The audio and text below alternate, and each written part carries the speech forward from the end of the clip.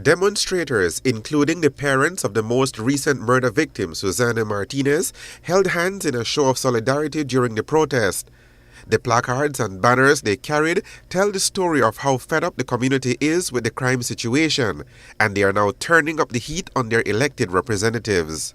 I think that we elected these people. We are the ones that voted them in office, and when they come to us, they ask for our vote, so they should listen to what we are saying, and they should do whatever they need to do, amend the laws, change what needs to be changed, so that the people are satisfied. One elected politician who chose to show up at the demonstration was Cayo Northeast Representative Elvin Penner. He came to console the parents of Susanna Martinez, and in an interview with Love News said that his government hears the cries of the people.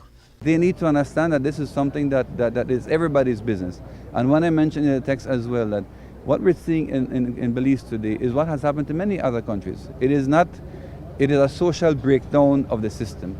It is no one organization's fault. If a person wants to blame the present government or a political party for what is happening, they're ignorant. If a person wants to blame the police for what is happening, they're ignorant. They need to realize that the training of your child, the training of a future citizen of this country starts in a home.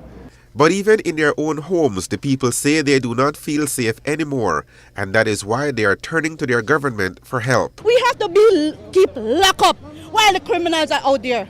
We have to lock up ourselves, and the criminals are out there. Look at all the police, the BDF, at us, the abiding citizens. When the criminals are there, they protect them. What can we do now? We the people have to get up and do something, and we will do it, and we will show our leaders that we mean business, and we will do it.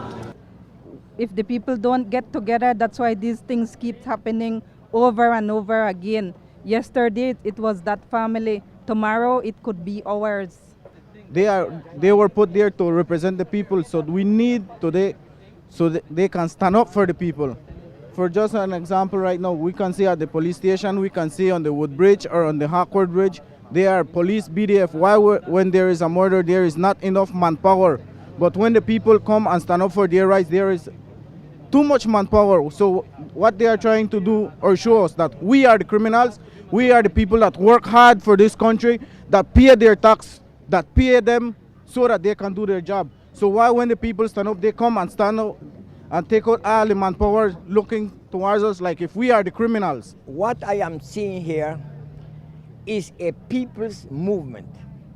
It is what you call the culmination of tears, of crying, of mourning, of burying, of begging, of petitioning, and all fall on deaf ears. The people of Cayo are very peaceful people. I was their representatives in the 50s, the 60s, the 70s.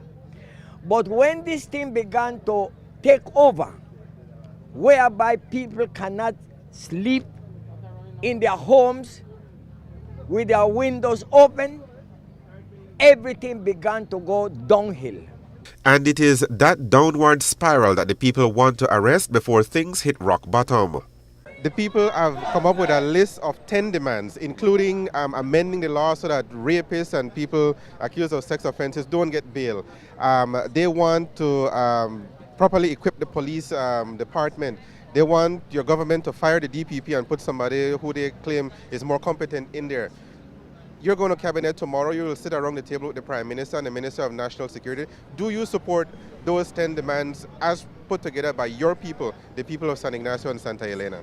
I would like to see the list, and I have volunteered to personally take that list to cabinet tomorrow to make sure that those 10 questions are tabled, at least. Now, it's very difficult for a government and a cabinet to perhaps answer every single question, and specifically at such short notice, because one, the views that different individuals in cabinet have may be different. For one thing, what I would like to say, the part about the capital punishment, there's a total misunderstanding in our country. It is not illegal for a judge to sentence a person to death. That is all a part of our laws. But in the past, it has been the Privy Council that has struck it down or has always been able to lower the charge to life imprisonment. Now our government has made sure that we are now going to the Caribbean Court of Justice. We hope that if the next person that gets charged of murder and is sentenced to death by hanging or whatever means, that person sentence will not be struck down by the Caribbean Court of Justice. So it's not that the government or our laws are not in favor of the capital punishment, but it's what has happened to those that have been charged with capital punishment in the past. And if a judge knows that the sentence will be struck down, why will they even begin to charge a person or to sentence a person with the capital punishment? So again, that is a misconception of the people. The people think that we as a government are against capital punishment. That is not so. Penner says his government has begun the process of trying to fix what is wrong in the judiciary system, but it is obviously too slow a process for the people. And we have seen too much crime in Belize recently. But again, crime is defined in many ways. We may see more murders, which is the more severe crime, but we may have seen less burglaries. But in general, I know that we need to be stricter.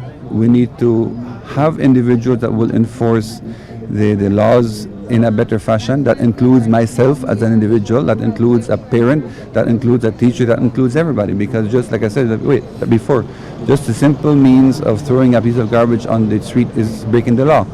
So we need to be a part of enforcing the law as well. If the people feel that the DPP is not doing its job, if we can do something to get a better DPP, I have nothing against it. But again, that's not a decision I can make. That's a decision that has to be made at the larger scale. And again, the cabinet or the person that decides who the DPP is will have to be convinced that there is a better person to do the job. But what more convincing do we need? The conviction rate is very low. People get in and out, and the people in San Ignacio here and in other parts of the country believe that the criminals have all the right now. Well, the other thing that we have to look at is it is not necessarily only the DPP. It could be, and I know it is, a general breakdown as well of the judicial system. Reporting for Love News, I am Patrick Jones.